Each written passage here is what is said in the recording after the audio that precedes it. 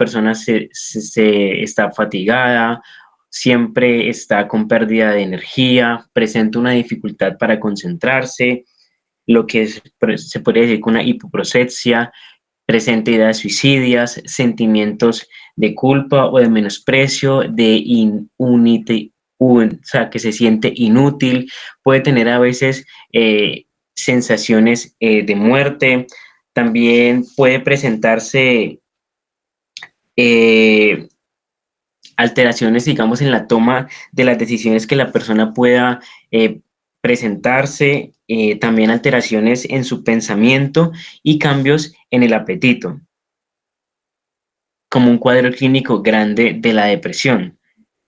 Entonces, si pudiéramos hablar de la depresión, pudiéramos decir que esta siempre, digamos, no está acompañada de lo que son episodios de manía. Generalmente va a ser, estos síntomas que acabamos de ver en grandes rasgos pueden estar presentes mayores a las 2 semanas y puede generalmente presentar entre 4 o 5 de estos síntomas que acabamos de ver. Entonces, ¿cómo esperaríamos tener el examen mental de esta paciente conociendo todos los ítems? Entonces, empezando por el porte y la actitud, podríamos decir, entonces, que es una paciente femenina que ingresa por sus propios medios, caminando encorvada, acompañada de familiar, tocándose el cabello, tal vez con un vestuario descuidado, al igual que su higiene. Puede no establecer un contacto visual y verbal y puedes presentar una actitud distante. En cuanto a la consulta, está hipokinética, sin movimientos anormales. En cuanto al afecto, va a ser inapropiado, de un tono triste e hipotímica.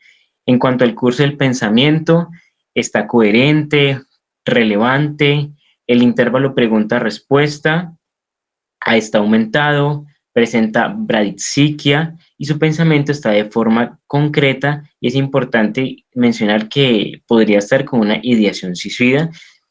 En cuanto a la sensopercepción, podríamos decir que no hay alteraciones.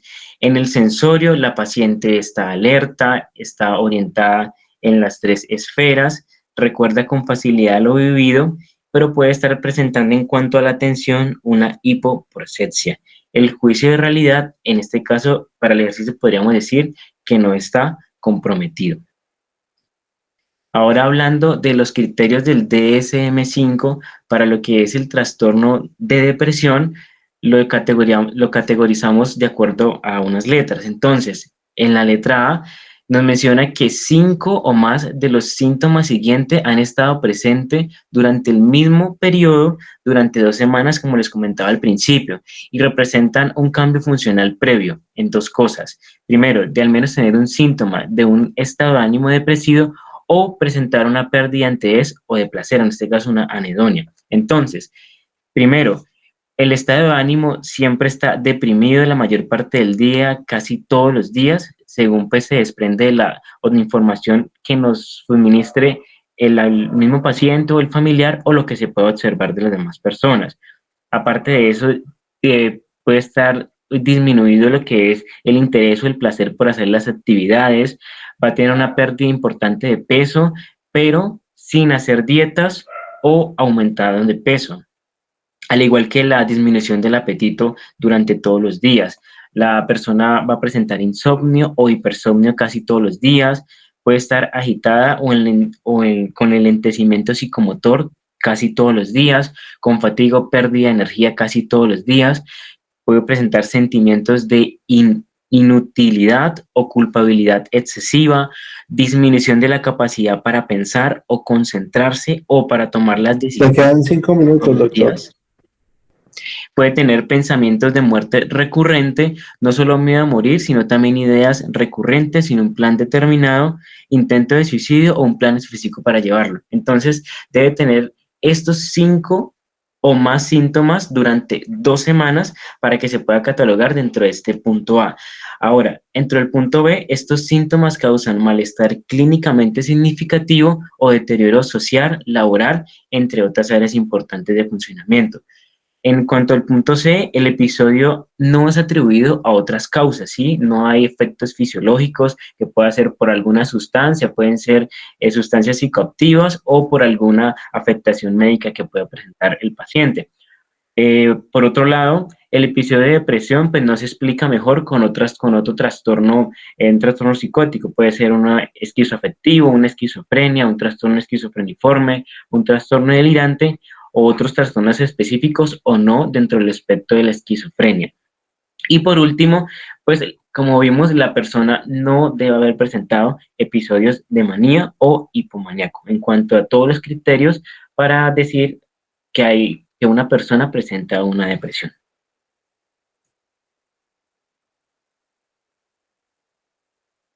Listo, doctor. Listo.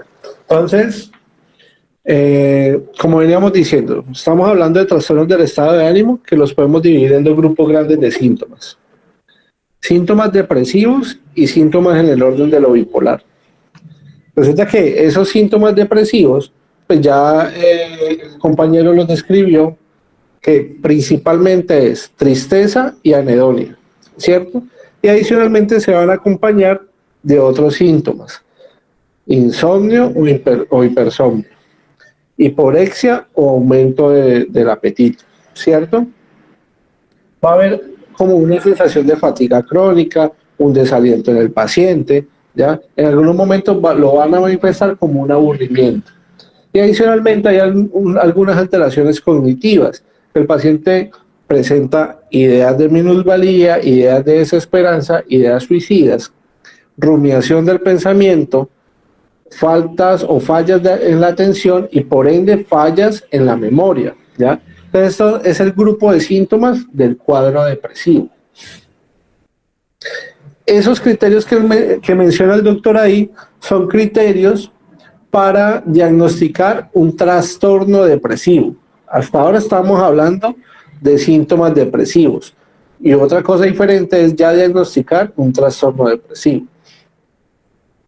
Como vemos ahí, se hace un diagnóstico de un trastorno depresivo cuando ya han pasado algunas semanas con estos síntomas, específicamente 2 semanas. Y se hacen 2 salvedades. Una, que no sea efecto de alguna sustancia o alguna enfermedad orgánica. Y 2, que no haya tenido en ningún momento de su vida un episodio maníaco. ¿Qué pasaría si en algún momento de su vida tiene un episodio maníaco o hipomaníaco? Pues sería una depresión, pero ya no una depresión como la que nosotros conocemos, sino que sería otro tipo de depresión. ¿Qué tipo de depresión sería? Pues se conoce como una depresión bipolar. La que nosotros usualmente conocemos, la que usualmente vemos que la gente presenta, es la depresión monopolar, ¿ya? Entonces, para que no se confundan, hay 2 tipos de depresiones: depresión monopolar y depresión bipolar.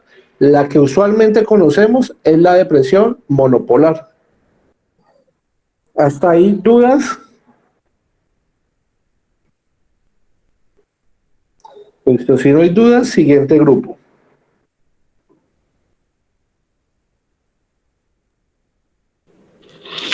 Hola, profe, qué pena.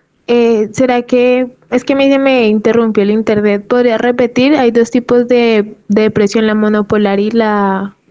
No alcancé a escuchar la otra. La depresión bipolar, doctora. Muchísimas gracias, qué pena. Bueno, muy buenas tardes. Nosotros somos el grupo del punto 3.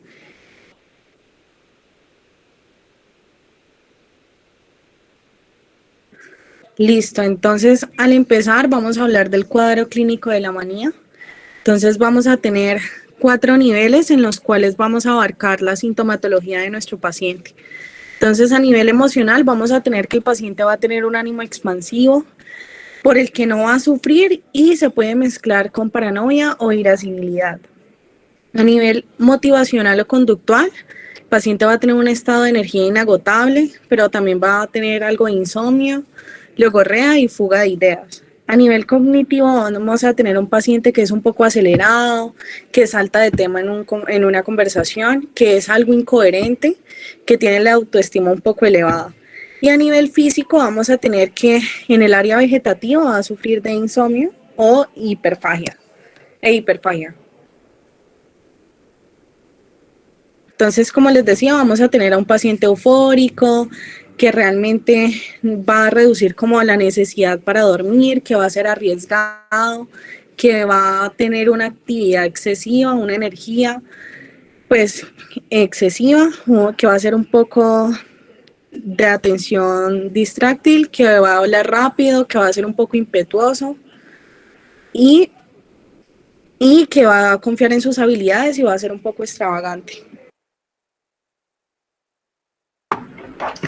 Bueno, dentro de nuestro tema nos tocó realizar un examen mental de una paciente maníaca, pero para ponerlos en contexto, hicimos como un breve caso clínico de una paciente femenina de 21 años de edad, natural y procedente de Cali Valle, estudiante de administración de empresas, soltera, católica. Dentro de la enfermedad actual, consulta por presentar un cuadro clínico de 2 semanas de evolución, caracterizado por insomnio de conciliación y despertar frecuente durante la noche, una disminución en la necesidad de dormir, inquietud psicomotora, incremento del contacto interpersonal con una actitud de familiaridad frente a desconocidos, hiperbulia, distractibilidad, hiporexia e ideas delirantes de grandeza y erotomaníacas, asociadas a un tono afectivo expansivo. La sintomatología de la paciente inició pocos días después de que la paciente iniciara a trabajar y fue aumentando progresivamente en intensidad, lo que le ha ocasionado dificultades en el desempeño laboral, estudiantil, en las relaciones interpersonales y familiares, así como una dificultad en el nivel de adaptación general.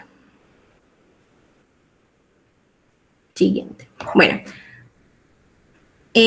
Para el examen mental, en porte y actitud, una paciente femenina que ingresa por sus propios medios, aparenta edad cronológica, con buenas condiciones de higiene y con una vestimenta conforme pues, a su cultura, halagándose con frecuencia, establece contacto visual con el entrevistador y contacto verbal con una buena actitud, hablando con confianza y familiaridad. Dentro de lo psicomotor está eukinética e hiperbúlica. Afecto, una paciente eufórica irritable. Dentro del curso, dentro del pensamiento, el curso coherente, relevante, una producción ideoverbal, un intervalo de pregunta-respuesta y volumen de voz adecuado. Dentro del contenido, delirios erotomaniáticos, que decía que todos en la universidad están enamorados de ella. Dentro de la forma, pues ilógico. En la sensopercepción, sin alteración, pues niega alucinaciones o ilusiones. Dentro de lo sensorio, alerta, orientada en las 3 esferas mentales, euproseia, memoria, abstracción y cálculo conservado, insomnio de conciliación y de despertar frecuente durante la noche y disminución en la necesidad de dormir. Dentro del juicio de la realidad, pues es consciente de que está enferma y pues parcialmente conectada con el juicio de realidad. Ok, entonces nosotros en el tercer punto nos corresponde explicar los criterios diagnósticos del trastorno afectivo bipolar. Existen 2 tipos de trastorno afectivo bipolar según el DSM-5, bipolar 1 y bipolar 2. Entonces, para el bipolar 1 necesitamos saber que es necesario que se cumplan los criterios por un episodio maníaco y episodios de depresión mayor. Entonces, primero, ¿qué sería un episodio maníaco? Entonces, la manía sería pues el estado elevado, patológico de excitación y del afecto junto con la habilidad emocional. Recordemos también que al ser considerada una imagen refleja de la depresión, también puede ser presentada como irritabilidad, no solo como euforia. Entonces, nuestro paciente va a tener un estado de ánimo anormal, persistentemente expansivo, elevado, irritable, y que este episodio no se pueda explicar por medio del uso de sustancias. Además de eso, que este estado de ánimo me altere la funcionalidad de mi paciente y que existan 3 o más de los síntomas que representan un cambio notorio en el comportamiento, como lo son aumento de la autoestima, ideas de grandeza, disminución de la necesidad de dormir o insomnio, que sea más hablador de lo normal, que tenga fuga de ideas, atención distráctil, aumento de la actividad dirigida para un solo objeto y participación excesiva en actividades con consecuencias dolorosas. Eso sería en cuanto a la manía. Y ahora entonces los episodios de depresión que tienen que estar presentes pues para que sea un trastorno más de 2 semanas, como decía el doctor, pero que por lo menos estén predominante el estado de ánimo deprimido, la tristeza y la anedonia. Entonces, pues se va a presentar un paciente con sentimientos de inutilidad o culpa excesiva. También va a ser un paciente con disminución de, pérdida de peso de más del 5% en un mes, disminución del interés de las actividades que normalmente le causaban emoción o alegría, como pues eso significa anedonia, y disminución de la capacidad de pensar, insomnio casi todos los días, agitación o retraso psicomotor, y pues obviamente que estos síntomas no se pueden explicar por el uso de sustancias. Y listo, eso sería todo lo del trastorno bipolar 1.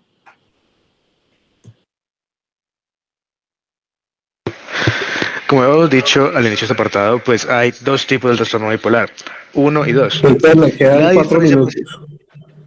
La diferencia principal entre el primer y segundo tipo va a ser que en el segundo tipo el criterio no va a ser el episodio maníaco, sino el episodio hipomaníaco. Entonces, básicamente vamos a tener que entonces se han cumplido los criterios al menos para un episodio maníaco que nunca vivió un episodio maníaco antes. Es decir, las principales diferencias entre el hipomaníaco y el maníaco, la primera va a ser la duración. El hipomaníaco dura menos tiempo y tiene caracteres menos acentuados. Entonces, el episodio hipomaníaco propiamente, por lo menos existen 3 o más de los siguientes síntomas que son los mismos que presenta el maníaco. El episodio se asocia a un cambio inequívoco en el funcionamiento, aunque tiende a ser menos acentuado que en el maníaco como tal. El estado de ánimo está anormalmente y persistentemente elevado, compartiéndolo con el anterior, y el episodio no se puede atribuir a efectos fisiológicos de sustancias, drogas o medicamentos. La alteración del estado de ánimo, el cambio de funcionamiento son observados por parte de otras personas. Entonces, básicamente, en esta región de aquí vamos a tener que las principales diferencias va a ser que el hipomaníaco, como había dicho anteriormente, tiene como mínimo 4 días y el maníaco tiene que atender 7 días.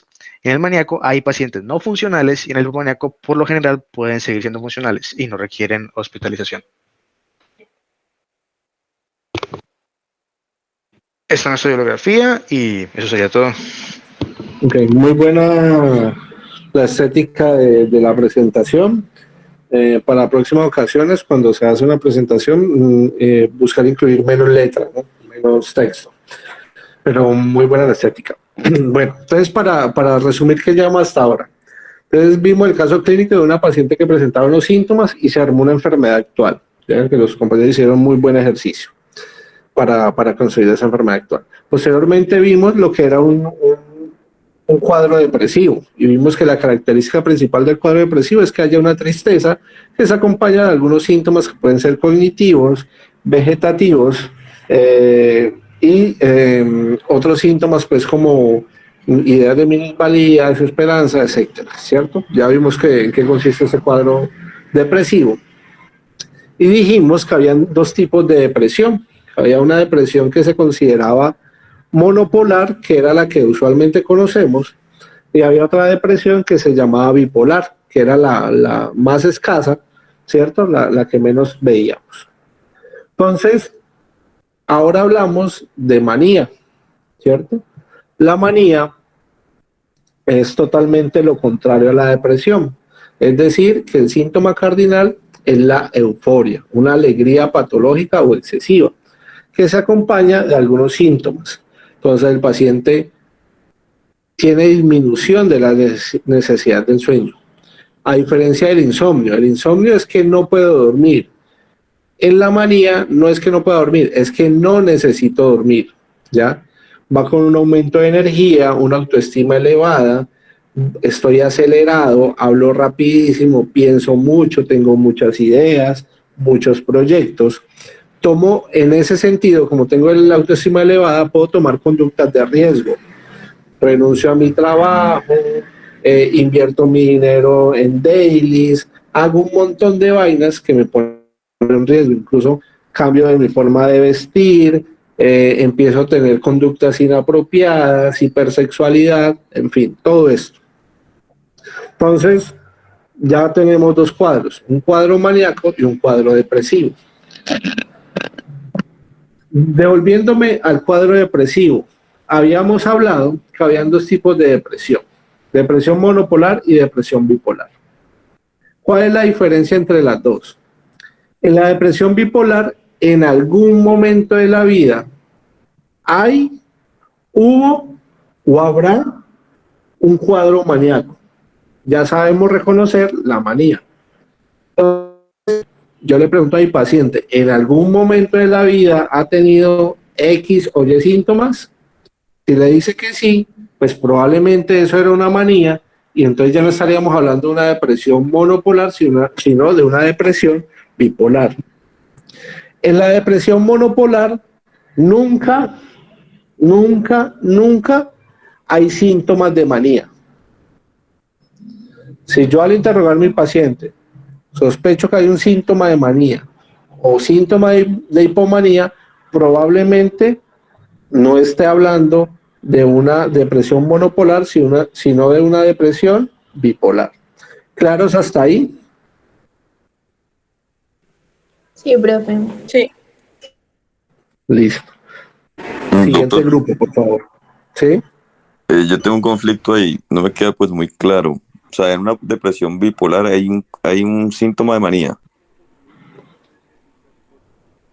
En la depresión bipolar, en algún momento de la vida, antes o después, ha presentado síntomas de manía. No es que durante el episodio depresivo tenga síntomas de manía, no, sino que en la historia del paciente, en la historia de vida, en algún momento ha presentado síntomas de manía.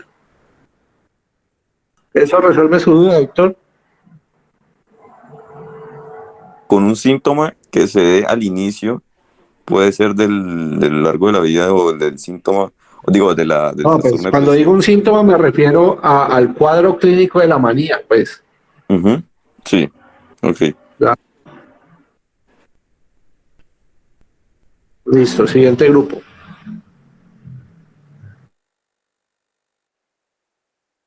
Listo, entonces buenos días, buenas tardes, nosotros somos el grupo 4 y les vamos a hablar sobre las preguntas correspondientes. Siguiente, por favor.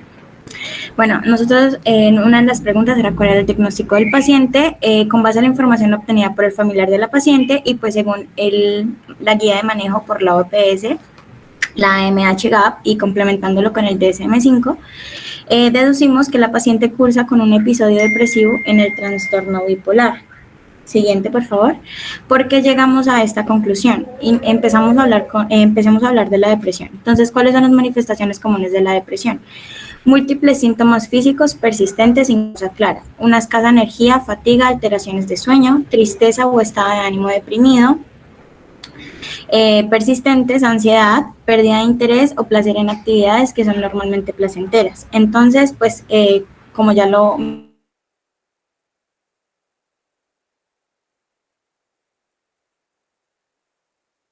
tuvo varios de estos síntomas durante al menos 2 semanas. Los que están señalados con el puntico son los que pues nuestra paciente sufrió.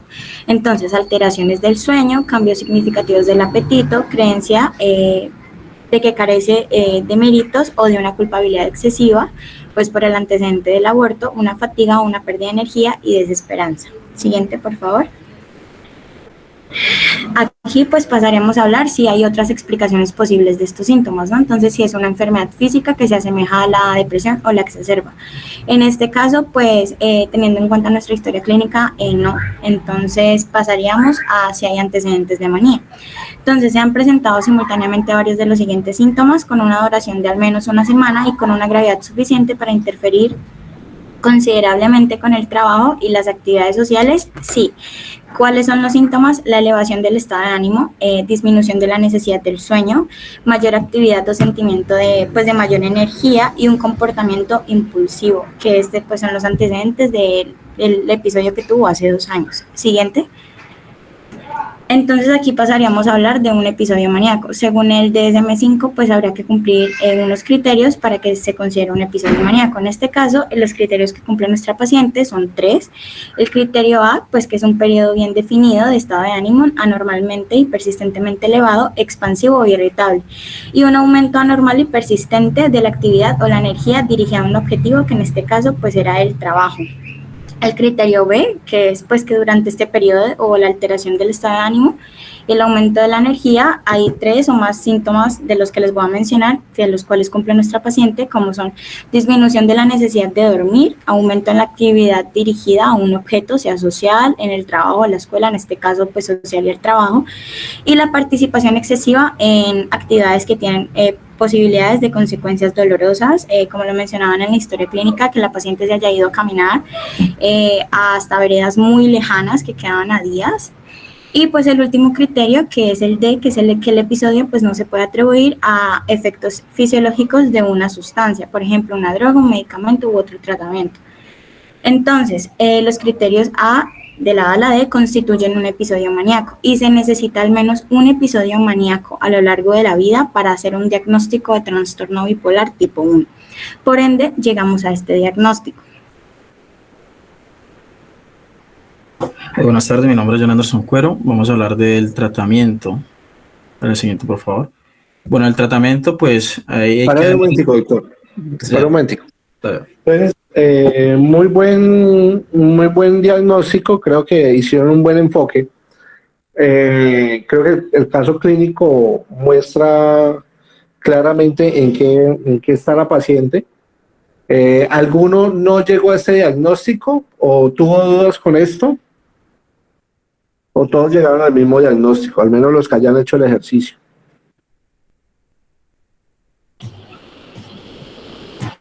Bueno. Doc, por lo menos, pues, nosotros que estamos exponiendo este tema, todos los del grupo llegamos a este diagnóstico, no sé los demás compañeros. Ok, perfecto.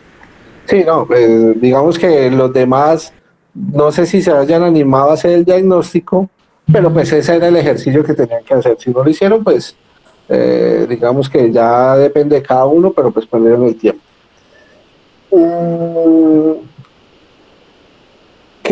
Aquí viene una pregunta importante. ¿Por qué es necesario diferenciar qué es un trastorno, un trastorno depresivo monopolar, por decirlo así, o una depresión bipolar? ¿Por qué habría que hacer esta distinción?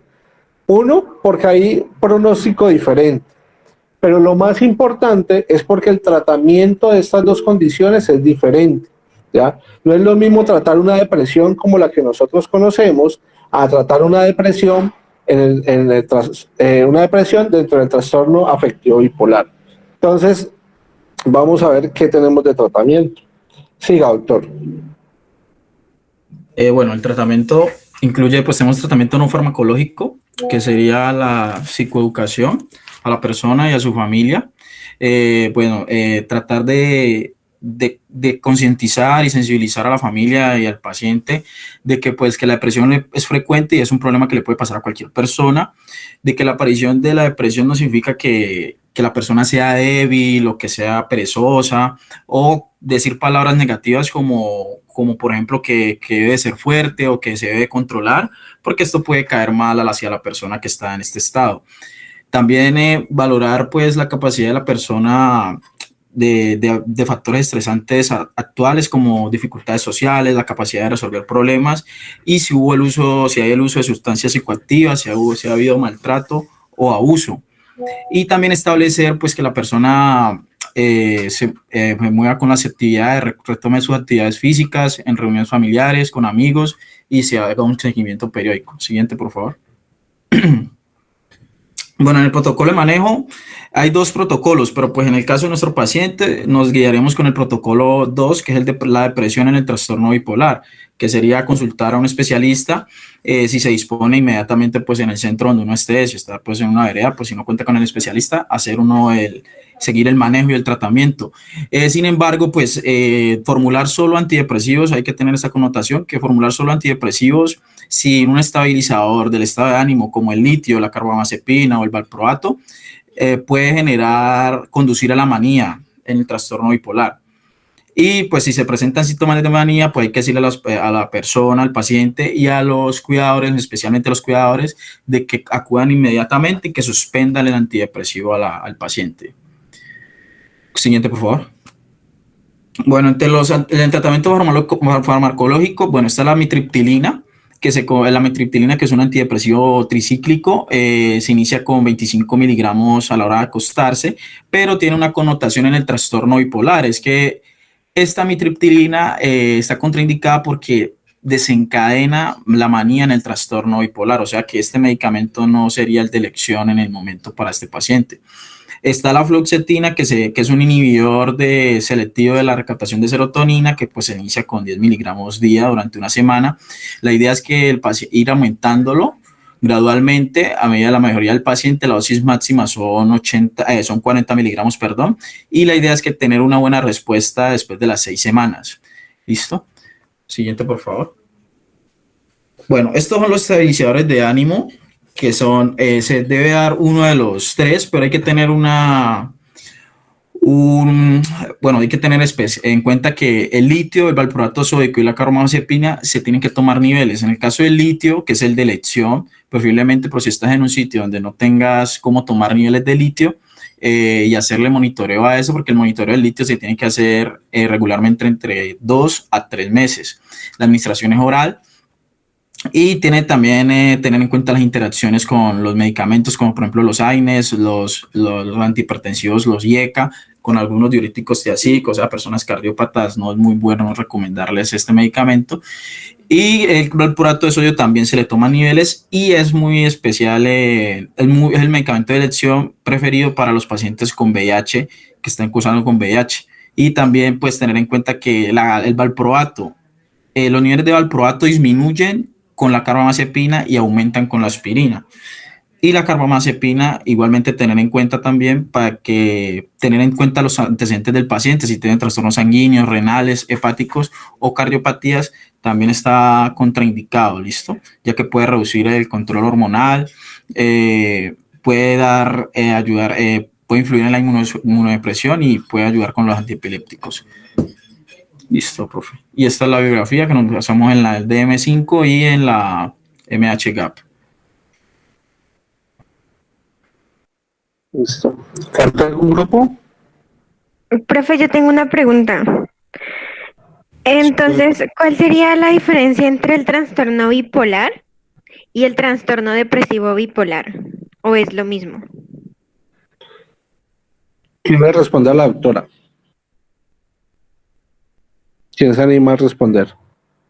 Está interesante la pregunta, doctora.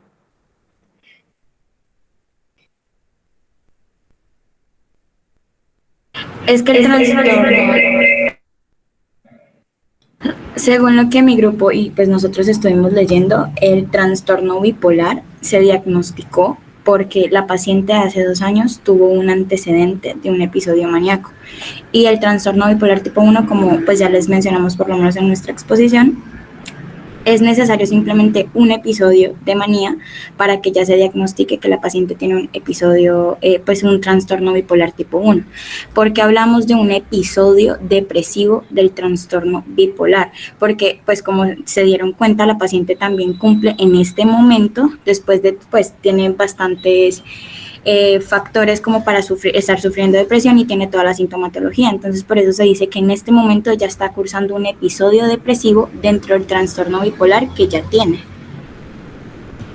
Sí, y de pronto para complementar un poquito, estábamos leyendo mientras que hacíamos la exposición que el diagnóstico como más concreto se tiene que hacer, uno, diciendo qué tipo de trastorno bipolar es, y el segundo es como el predominio del paciente, si está más hacia la manía o está más hacia la depresión. Entonces el diagnóstico completo incluye lo que más predomina en el paciente, si se tira más hacia la depresión o hacia la manía. Muy bien. Entonces, Ángela, ¿cierto? ¿Fue quien preguntó? Sí, doctor. Ok, Ángela, entonces tenemos que hay algo que se llama trastorno afectivo bipolar, ¿cierto? El trastorno afectivo bipolar es una enfermedad que se comporta, o su cuadro clínico es por fases. Entonces, en algunos momentos el paciente está deprimido y en otros momentos el paciente está maníaco. Entonces, lo hablamos de trastorno afectivo bipolar, tenemos que ponerle el apellido. Y el apellido va a depender de la fase en que se encuentra. Entonces hay momentos en que está un trastorno afectivo bipolar en fase depresiva, y hay otros momentos en que está en fase maníaca. En el caso de la paciente, está en fase depresiva. Entonces, por eso se habla de un episodio depresivo dentro de la enfermedad bipolar o dentro del trastorno afectivo bipolar, ¿cierto? Eso es. El trastorno depresivo bipolar no existe. Digamos que sería lo mismo que decir trastorno afectivo bipolar en fase depresiva, ¿ya? Es más o menos, creo que es pregunta o alguna duda al respecto. No, doctor, ya, muchas gracias. Ok. ¿Había otro grupo o no? Sí, doctor, faltamos nosotros. Ok, bueno, entonces voy a cerrar esta del grupo 4. Entonces, en tratamiento, veníamos hablando que tenemos un trastorno afectivo bipolar y un trastorno depresivo, ¿cierto? Monopolar. Entonces, la diferencia entre depresión bipolar y depresión monopolar está en el tratamiento y en el pronóstico. En cuanto al tratamiento, la depresión monopolar, ¿con qué se trata? Con antidepresivos, ¿cierto?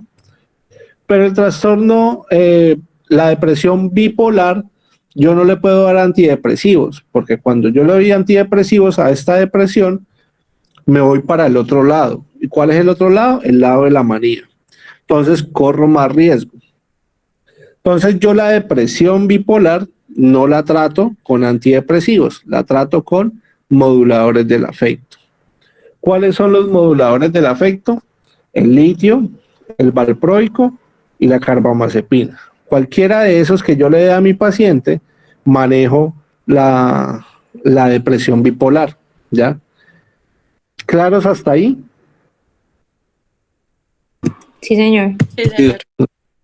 Si mi paciente está maníaco, ¿yo qué le doy? Pues también le doy un modulador del afecto, ya sea litio, valproico o carbamazepina. Entonces, para resumir, depresión monopolar, antidepresivo. Depresión bipolar, modulador del afecto. Manía, modulador del afecto. ¿Ya? Listo, siguiente grupo. Le quedan 10 minutos al siguiente grupo. Ya, breve.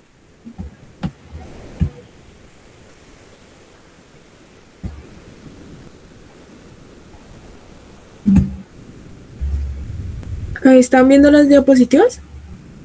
Sí, y la escuchamos. Vale. Bueno, entonces, pues nosotros somos el grupo 5. Yo voy a empezar hablando del algoritmo diagnóstico. Bueno, entonces este algoritmo diagnóstico se divide principalmente en 3 puntos, donde cada punto va a responder diferentes preguntas y así vamos a concluir si la persona tiene o no tiene depresión y qué tipo de depresión tiene. Entonces, el primer punto respondemos si la persona tiene o no depresión y principalmente buscamos si ha tenido alguno de los siguientes síntomas que son los básicos de la depresión durante al menos 2 semanas, que son estado de ánimo deprimido persistente y marcada disminución del interés o el placer en ciertas actividades que antes disfrutaba. Entonces, aquí tenemos 2 posibles respuestas, no o sí. Si la respuesta es no, es improbable que el paciente tenga depresión. Si la respuesta es sí, vamos a seguir con el algoritmo diagnóstico. Como en nuestra paciente encontramos que la respuesta es sí, debido a que ella presentaba, bueno, el acompañante presentaba que ella refería falta de ánimo, desaliento, que la veían llorando, que mantenía apagada y triste, entonces aquí podemos concluir que sí. Una vez tenemos concluido en el primer punto que sí, ¿qué nos vamos a preguntar? Vamos a preguntar, ¿tiene o tuvo la persona varios de los otros síntomas siguientes durante al menos 2 semanas? Entonces le indagamos ya sea el paciente o el acompañante si ha tenido algunos de estos síntomas. Si la respuesta es no, es improbable de que la persona tenga depresión, y si la respuesta es que sí, vamos a seguir con nuestro algoritmo. En nuestra paciente se refería que la paciente mantenía despierta toda la noche y dormía durante el día, entonces esta es la alteración del sueño o dormir demasiado, y también que pensaba que Dios la castigaría por haber abortado, que sería una culpabilidad excesiva. Y también refería que se sentía como con mucha pereza, que sería ya como una fatiga o pérdida de la energía. Bueno, después de que ya pasamos a que nuestra paciente sí tenía estos síntomas anteriores, ¿qué nos vamos a preguntar? Si tiene la persona una considerable dificultad en el funcionamiento diario en el ámbito ya sea personal, familiar, social, educativo, ocupacional o de otro tipo. Si la respuesta es que no, es improbable que el paciente tenga depresión. Pero si la respuesta es que sí, continuamos con el siguiente punto. En nuestra paciente no se refiere directamente a que ha tenido un problema en estos ámbitos, pero sí se dice que ella pues tiene dificultades con el sueño y prácticamente mantiene durmiendo. Es decir, que su círculo social prácticamente ha disminuido debido a que si mantiene durmiendo no ve mucho ni a sus familiares, ni a sus amigos, etc. Hasta este momento finalizamos el primer punto y si todas las respuestas fueron que sí, hasta ahí pensamos que hay una posible existencia de depresión. Aquí pasamos al segundo punto. En el segundo punto lo que buscamos responder es si hay otras explicaciones posibles de los síntomas. Entonces, ¿qué buscamos? Vamos a buscar si hay alguna otra enfermedad que pueda asemejar los síntomas de la depresión, como anemia, desnutrición, hipotiroidismo, etc. Entonces, ¿esto cómo lo hacemos? Pues tenemos que mandar ciertos paraclínicos a nuestro paciente. Si los paraclínicos salen normales, y bueno, aquí hay dos posibles respuestas, sí o no. Si la respuesta es que sí, es decir, que alguno de estos paraclínicos están alterados, tenemos que tratar la enfermedad física que se encontró. Si después de tratarla persisten los síntomas depresivos, si no persisten estos síntomas, no necesita ningún tratamiento para la depresión porque básicamente era la enfermedad física. Si persisten estos síntomas, ya hay que empezar a buscar si la persona ha presentado antecedentes de manía. Y si los paraclínicos anteriores no salieron alterados, buscamos antecedentes de manía ya directamente. Entonces, ¿cómo buscamos antecedentes de manía? Vamos a buscar todos estos síntomas si ha presentado alguna vez a lo largo de su vida el paciente. Elevación del estado de ánimo, disminución de necesidad del sueño, mayor actividad, etc. En nuestra paciente referían que había una época que no dormía prácticamente en el día y lo único que se la pasaba haciendo en todo el día era trabajando, que le daban arranques de energía y que incluso era capaz de caminar muchísimos kilómetros. Y también algo muy importante es que solía regalar los cultivos de sus familiares. Entonces, en este momento ya tenemos un antecedente de manía. Entonces, la respuesta es que sí. ¿Qué vamos a hacer? Ya aquí nosotros ya tenemos probable que sea un episodio depresivo que tiene como base un trastorno bipolar. Y aquí ya pasamos al paso 3, que ahorita se los voy a mostrar, y al protocolo de tratamiento que se los mostró mis compañeros anteriores. Y si no hubieron antecedentes de manía, preguntamos si el paciente ha tenido alguna pérdida importante como de un allegado o un familiar. Si la respuesta es que no, es probable que sea una depresión y debemos utilizar el protocolo 1 del que le habían mostrado mis compañeros.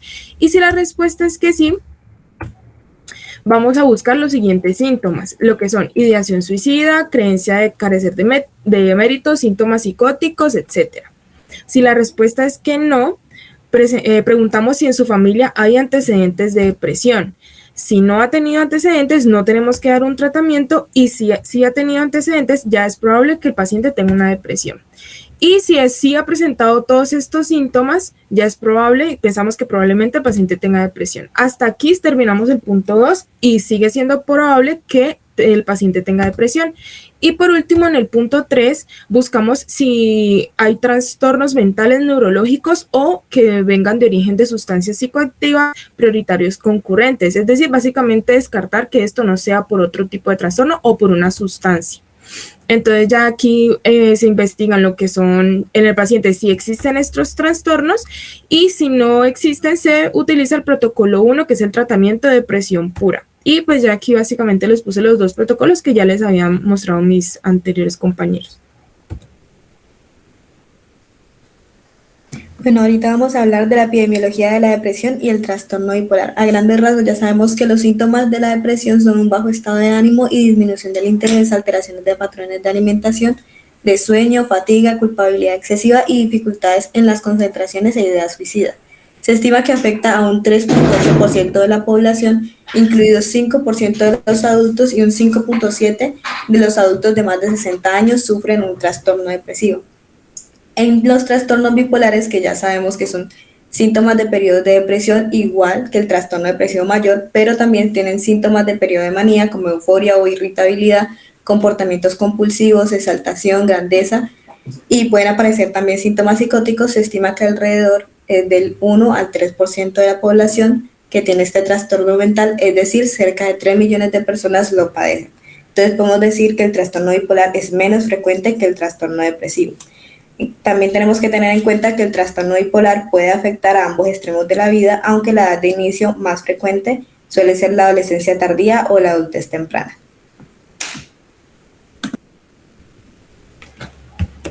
Muy bien. Bueno,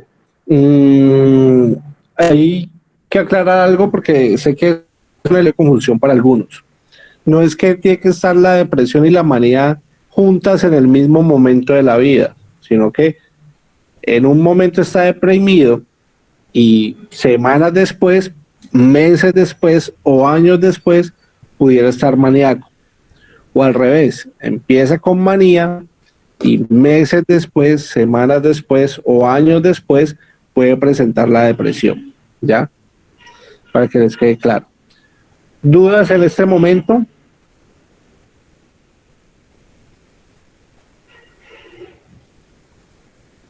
No, doctor. Bueno, muchachos, no siendo más, nos vemos la próxima semana para la siguiente clase. Que estén muy bien. El taller es para Sí. enviar hasta este sábado, ¿cierto? Entendí. Sí, este sábado. Listo. Ajá. Doctor, Bueno, me pues. queda una duda, qué pena. Sí, Andrés. No sé si sonará como muy bobo o qué, pero bueno. Es que tengo la duda de que si se presenta un trastorno bipolar, de igual forma no se puede presentar un trastorno depresivo, por ejemplo, un trastorno depresivo mayor o un trastorno depresivo inducido por medicamento. No, el DSM tiene un diagnóstico que es jerárquico. Entonces, digamos que al hablar de trastorno depresivo, hablar de trastorno afectivo bipolar, pues ya queda allí circunscrito y no puede tener concomitante, digamos que algo aparte, ¿ya? Lo que sucede es que si hay sustancias que me van a desencadenar crisis al trastorno afectivo bipolar. Entonces, por ejemplo, si yo tengo un paciente que pienso que tiene una depresión monopolar y le doy el antidepresivo, pues me va a virar a manía, ¿cierto?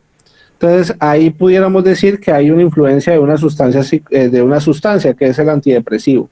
Pero ¿qué sucede? Pues a cualquier persona, no todo el mundo vira a manía. ¿Quiénes viran a manía? Pues los que tienen la susceptibilidad, que son los que sufren de trastorno afectivo bipolar.